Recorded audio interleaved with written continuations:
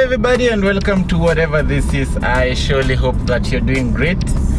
Happy New Year, happy 2025. Yeah, I surely hope you enjoyed your holiday and that you did your best in whatever capacity to enjoy yourself and even with the people around you. And of course, looking into the new year, you are also going to do your best to better yourself, your environment, the people around you, and even for the planet. Yeah, so if you're that person for resolutions, I surely hope that they will be fulfilled this year. If you have written them down, make sure you follow them up, challenge yourself to become a better person. Yeah, and also better other people around you. Yeah, so it's a brand new year, fresh year, but life still continues. The only fresh life is for that person who has just been born or born again. Yeah, so for you who is continuing strong in the straight and narrow, please do so. The road ahead is tough. It never gets easier. I think it's just by the grace of God that we are able to navigate through issues of life. Yeah, and it's good to be back after that long break. Technical hitches here and there that were hindering what can I say, recording and also uploading. Yeah, but we hope that we will be able to do better this coming year. And of course, we are planning for quite a bit of work to do, other stuff notwithstanding, but just on this YouTube channel, we'll be looking at how we will be able to diversify the content here, being able to have and hold conversations on topics that we deem relevant, topical issues that are either trending topics. They could be recommended topics, could be expert conversations on things that we may want to have a grip on, a deeper understanding about, kujichanua hapa na pale. Yeah, and also seeing how we will be able to better each other, and make moves. Yeah, and then of course have those regular updates on what is happening, be it being informed about specific kind of, I don't know, development. It could be a bill that is on in parliament, it could be a directive that is issued out, it could be something within the development sector, it could be anything and everything. And of course, the weekend is for sports. Yeah, we could also be able to look at that. Of course, we will be touching on a few in this video, but of course, looking at what we would also be able to discuss na kuchanuana about sports. We would be able to diversify, look at the various sports around the globe. Which ones are of your interest? Which ones would you want to understand the rules? What are the implications of certain things within the game? Of course, we will be dwelling a lot on football, but also touching on the NBA, the local basketball league, the Kenya Premier League. Yeah, and all in all, we will be able to be informed. We are at the information age, so we have a lot to be able to know about. And of course, information is power, so power to us. Anyway, just as we are setting off for this brand new year, and of course at the time of recording this video, it's Saturday at 5:38 p.m. East Africa time, and at the moment, because the weekend is for sports, in the English Premier League, which I can touch on really quickly. Currently the game that is ongoing, and I think it has just ended, not even ongoing. It's Tottenham Hotspur playing against Newcastle United. That was the early kickoff for today, and it has ended 2-1 to Newcastle United.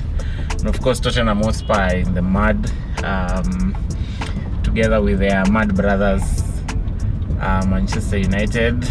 I don't know how that game will pan out, but as at the time of recording, the game is going to be played tomorrow on Sunday. So we are looking forward to whatever that game has in store for us. So for this Tottenham Hotspur game against Newcastle, it has ended, as I have said, 2-1 to Newcastle.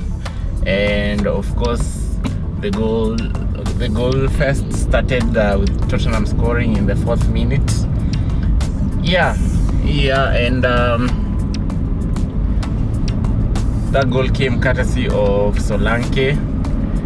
And 2 minutes later, Gordon equalized for Newcastle, and of course Isak made it 2-1 to Newcastle.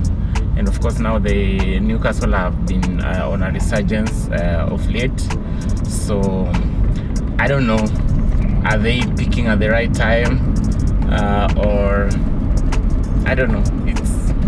They are a strong team, if you ask me, and people, even the so-called big teams, really need to look out for them, even though Newcastle is also quite a big team.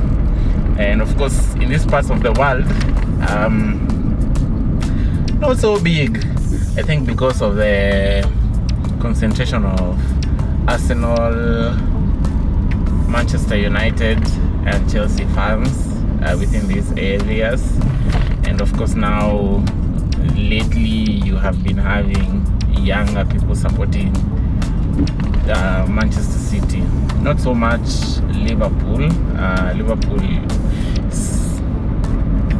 doesn't have quite as much of a support as the rest of the big teams. Anyway, that's that. And then we would be looking forward to a Crystal Palace game against Chelsea. This one will be at the Selhurst Park. For this one, because of how Chelsea have been performing lately, 2 losses in a row, and of course Crystal Palace having Eze back, I am looking at a 1-1 draw for this game. We don't know what we have in store because of course Chelsea had been refusing to be in the title race. If you ask their fans, I think they were just trying to play it cool, we are not in a title race. But personally, I think they jinxed themselves. I think it would have been better for them to pile the pressure on the team to perform better, to look at this thing seriously, because if there is ever an opportunity to become Premier League champions, you don't play it down. I don't think Leicester got to a point where they were thinking to themselves, we are not title contenders, we are not this, but they were looking at a game at a time until it came to a point where now it's let's go for it. And I think Chelsea fans shot themselves on the foot right there. Yeah, next time they should know better. So for me, it's a 1-1 draw prediction in this one. Yeah, and then Manchester City play West Ham United, and even though Manchester City for me, because they were not also having the best of results in the past few matches, not even the past few matches, in the past so many matches, they were not at their very best. But I am looking at a Man City win, like a comprehensive win, not necessarily a smash and grab kind of outcome in this one. So West Ham took 5 against Arsenal. They also took 5 against Liverpool. I don't know which other team did them. I think it was like a first down when they beat Newcastle United, and it was, I don't know, you kind of felt like they really have something here, but then again you realize that Bowen, who is one of their big players, I don't know if big is the right pronoun not pronoun, the right adjective to use, but he's out. Who else? Antonio is not yet back, so this looks like a 3 or 4-0 win for Manchester City, and the West Ham manager looks like he's destined to be axed. He could be sacked after this match, because the performance and the results lately have not been very impressive. Yeah, so for that matter, a 3 or 4-0 win for Manchester City, but let's lock on a 3-0 win for City. Yeah, and then late on we have Arsenal at 8:30 p.m. East Africa time, away to Brighton and Hove Albion. And of course, Brighton is always a tricky fixture for Arsenal, especially away. I know recently Arsenal have been having a good time playing against Brighton, and the last game ended on a 1-1 draw where Declan Rice received a red card for supposedly interfering with the stats of the game. And if you look at it very keenly, since Trossard got sent off for a similar offense against Manchester City, those decisions have not been made anymore in the Premier League. So I think Arsenal were hard done in the beginning, or at the beginning of the season, and which is quite unfair that the Premier League is quietly making a decision against that kind of rule in football, which of course I found a bit absurd. So anyway, for this one, it's for me, I feel like it's a tricky away fixture, but it's every game right now is a must-win for Arsenal if they harbor any hopes of getting close to winning the Premier League title. So they need to go on a run and hope that Liverpool drops points somewhere. Yeah, so for this one, Saka of course is out for 2 months.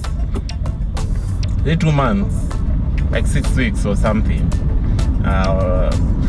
courtesy of a hamstring injury. So we are looking at a situation where,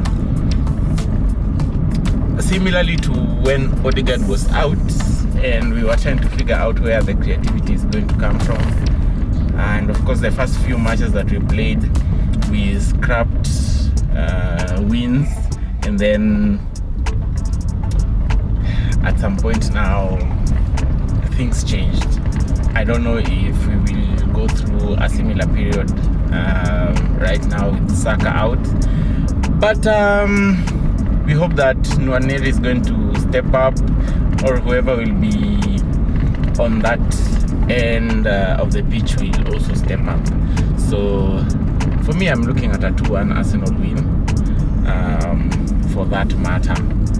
Yeah, and then the big one, it's the big one, but really it looks like a one-sided matchup. So it's kind of like the biggest match in England. That's Liverpool hosting Manchester United, and of course this fixture has Liverpool win written all over it. Last year Liverpool drew against Manchester United, and I think people looked at a record scoreline that is going to come out of this fixture, because before that Liverpool had scored 7 past Manchester United. I think, was it 7? Was it that time, or it was, yeah, I think it was like a 3-0 at Old Trafford, and then now Manchester United weren't performing very well, and so it was expected that they will also be beaten by 7, but they ended up drawing 0-0, and they quite celebrated the result. So for this one, because Manchester United are also in a worse situation than last year, and Liverpool are in a better situation than last year, it looks like an ugly scoreline that is going to come out of there. I think if Manchester United score, then they will concede like 5 or 6. But again, I'm looking at a situation where, because it's a derby, this is where now it's about pride. It's not even about what the manager plans on deploying out there. I feel like for this one, it's upon the players to do something. Similarly, the way they did against Manchester City, coming from a 1-0 to winning 2-1 at the Etihad. So can they pull a madness? I don't know. It's really upon them to see what comes of it. And they are like 7 points off the relegation zone. So if they're losing this one and then Ipswich wins, oh, what can we say? What can we say? Manchester United, oh, how the great have fallen. Anyway, personally, if you ask me, we need Manchester United in the league, because who will we banter? Yeah, so I think that's it for today. We look forward to seeing how the results will be by the time the weekend ends. Yeah, by the time the weekends, I think that's better, right? Yeah, by the time the weekends. Yeah, so again, I'm surely hoping that you are going to have a fantastic 2025. Whichever team that you're supporting, we hope the season ends well for them. Come May, we hope that your team will be celebrating, and if your team will be in the mud, we will laugh at you. Yeah, no two way about it. So anyway, until the next time,